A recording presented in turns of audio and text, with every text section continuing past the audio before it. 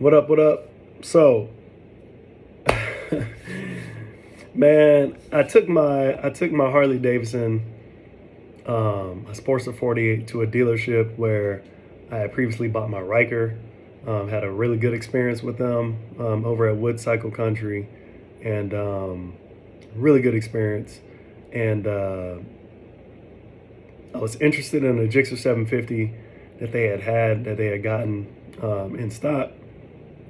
And so we did a little talking over the phone, took my bike in, and we were going to do the deal. He gave me a quote. Cool. And I had my title, although it was from out of state, because when I bought my Sportster, it was back when I was in the Army. And so I had my title from Arizona. They told me, hey, even though there's no lien holder on the title, we still need you to get a letter of release, which I was completely floored by, because I didn't understand why I needed to have that if there was no lien holder on the title. Didn't make any sense to me. So couldn't do it that day, obviously. They tried to get me out of there by paying at least $1,000 down.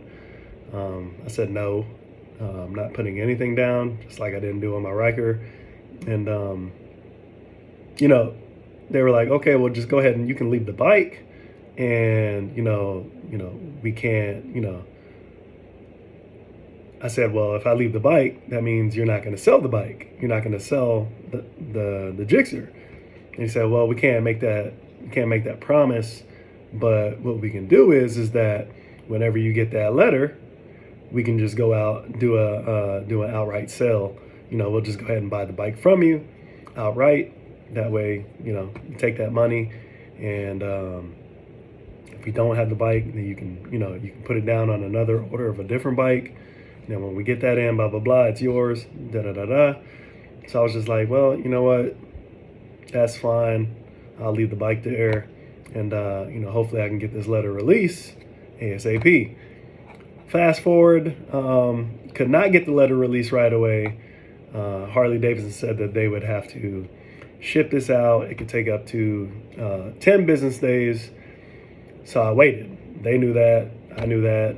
After about 10 business days, still didn't get the letter. Called them back and said, hey, what's going on with this letter of release? They gave me the runaround. And in the end, I called the dealership and I was like, hey, look, man, they're giving me the runaround, the DMV, saying that Harley has to send it to them. Harley is saying they can't send it to DMV, Texas DMV, unless the DMV requests it. This is ridiculous. Like, what's going on? What's happening? So they tell me, hey, you know what? Just don't worry about it. We can do the deal without the letter of release. I'm like, damn, almost 3 weeks later, now all of a sudden you can do the deal without their letter of release? So I'm just like, okay. Well, shit, I wish we could have did that almost 3 weeks ago. I would have walked out with the fucking bike. So in this meantime, I've been doing more research on the bikes, on different bikes, and like I kind of just decided, like, damn, you know what? I had decided, you know what? I don't really need to settle on the 750, a brand new one, when the bike hasn't changed since like 2011, really, except the color schemes. The Gixxer 1000 is kind of the same way. So I just kind of just got in the mindset. I went to a couple other places, saw some Gixxer 1000s. I was like, you know what? I think I'll just take that. I was going to go trade my Riker in for that, but I really wanted to have some of this down payment money to lower my payment, lower than what I wanted it to be, really. So I was, I skipped that deal, and I skipped that deal with the Gixxer 1000 because I just wanted to have lower payments. And, it just kind of sucks because, now that they said we can do the deal, I went in there and I was like, well, hey, okay, I'm here. Here's the title. Just want to go ahead and sell the bike outright. They said, oh, well, we have the 750. And I was like, oh, okay, well, that's great. I don't want the 750 anymore. You guys said that you'll do the sale outright. So I'm here to do the sale outright. I don't want the 750 anymore. So what happened they were like, they came back. They left us hanging for like 20 minutes. And the guy kept coming back and saying, what's going on? What's wrong with the 750? And I just told him, I was like, well, I did my research, and, there's really no need for me to spend $13,900 on a brand new GSXR 750 when the bike really hasn't changed much. And then in addition, I have to pay over $2,000 of fees for a brand new bike, transportation, assembly, and taxes. I was like, so, it really doesn't make sense for me to buy this when I can just go get a used one and not have to pay any of those fees. And they didn't like that. They didn't like that at all. So they came back and was like, well, look, if you're not walking out of here with something, then we're not going to do the deal. We're not going to buy the bike, the Harley. So I was just like, wow, are you serious? Because you're the one who told me once I get the damn, the letter of release, you'll just sell the bike outright. And I was like, so that's a little strange now that you're saying now you're not going to do the deal, now that I'm not walking out with buying anything. I was like, when you're the one who told me, you would just sell the bike outright. So I was a little upset. So I just said, hey, give my bike back. I'll just take the bike and leave. They kind of waited and haggled and tried to stall me out. We'll lower your payments, blah, blah, blah. And I was like, nah, I'm good, man. Just give my bike back. I'll ride it back. Wasn't planning on riding it back today, but I sure will ride it back now. Then they came back and was like, oh, we will buy the bike. We got a technician that wants to buy the bike for the same price, blah, blah, blah, next week, when he has a chance to get the money. So I said, you know what? It's whatever. It's whatever at this point. They did call me back again to see if I wanted to do the deal. And I was like, no, I don't want to do the deal. Because at that point, I felt like they were just trying to extort me and my wife at that point. They were trying to extort us. And it really pissed me off because I was just like, why would I now do a deal with you when you literally just try to extort me? And like, why would I do a deal? Like, you try to hold me hostage. Now you're trying to act like you're giving me a deal. No. So, that's where I'm standing at right now. Kind of pissed me off because, I passed up on a couple of deals, other places, simply because I wanted extra money so I can do the, so I can have a way cheaper payment than what I was already expecting to pay. And it just kind of sucks that it hasn't worked out, but in a certain sense, I'm kind of glad in a way, because I'm just like, well, that just means that something is going to come along. You just got to have some patience. You just got to wait until the right thing comes along.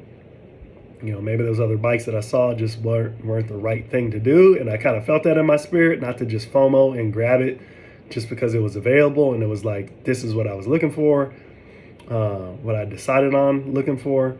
So I'm just kind of glad I didn't FOMO into it and grab those bikes, because, I'm kind of at the age now where it's like, you shouldn't really FOMO into these things as if these are the last bikes on earth. Now, in terms of used bikes, in my area, I haven't seen many of them. For me, I would have to go like out to Austin, which they don't even have that big of a selection, but I would really have to go to like Houston, to where they do have a big selection of leader bikes. But it's like at that, with that option, I'll have to, get my Riker out there, and it's kind of not something I want to do.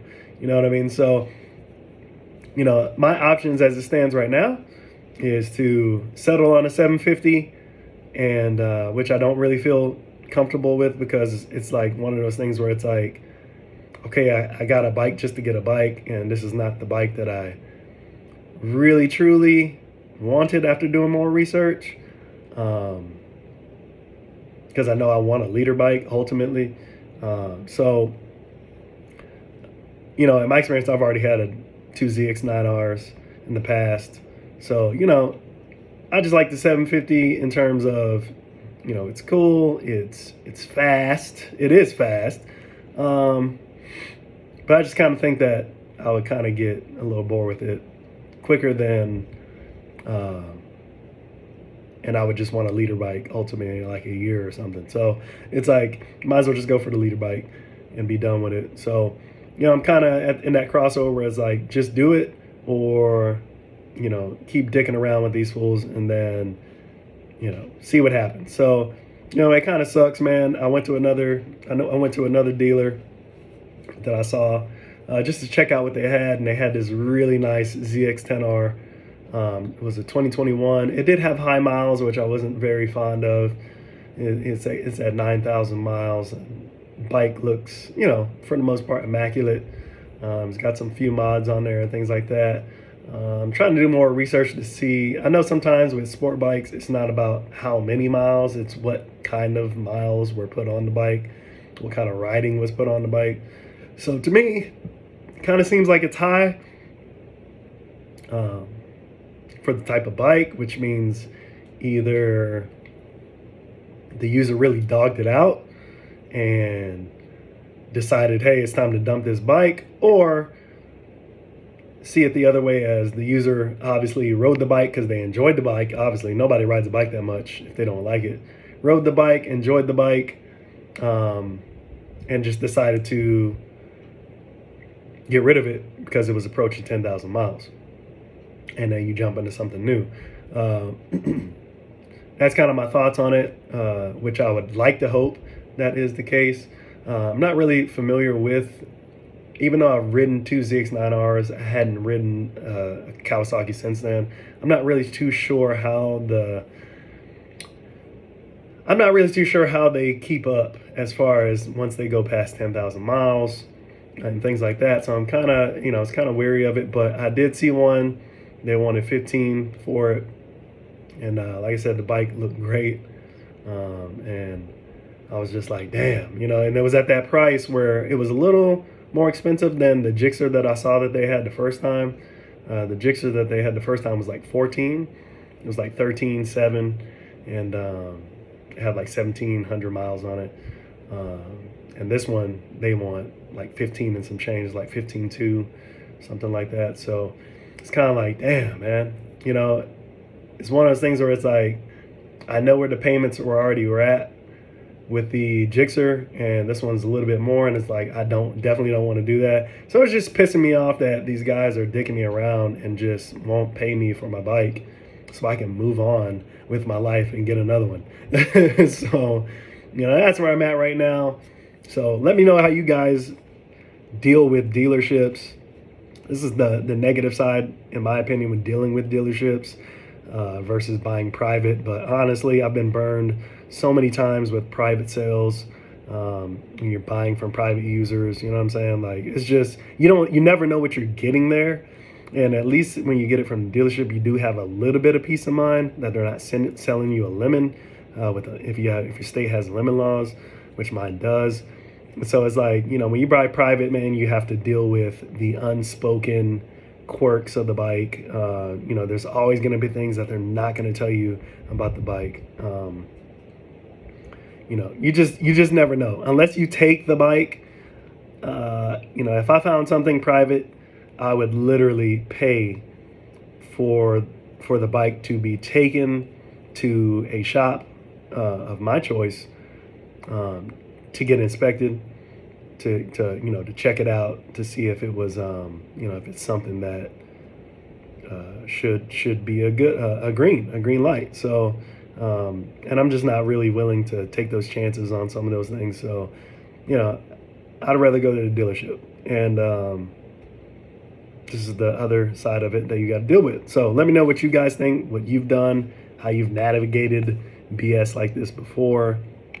And yeah, just give me some words of advice, because at this point, you know, my dick is kind of flapping in the wind here, just waiting on money that I'm wanting to get from a bike sale to then move on to actually purchase a bike that I want.